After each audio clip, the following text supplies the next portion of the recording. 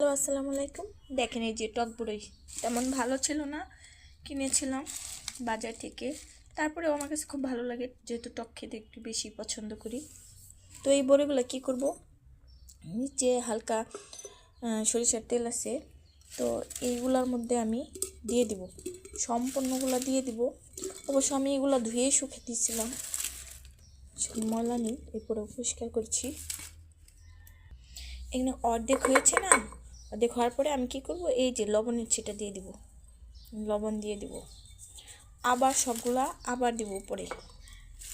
এই বড়িগুলো খাইতে আমার কাছে সারা বছর রেখে খাওয়া যায়, খুব ভালো লাগে। মানে যখন চৈত্র মাস আসবে তখন এইগুলো খাইতে তো খুবই টেস্ট লাগবে। যেমন গ্রামে যখন ধান আসবে তখন রোদ্রে কাজ করা লাগবে, তখন এই বড়িগুলো মুখে দিলে খুবই মানে খুব ভালো লাগে।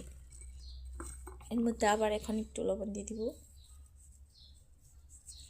এভাবেই আমি বড়ইগুলো রেখে দিই, যখন খেতে মন যাবে তখন আমি খাবো।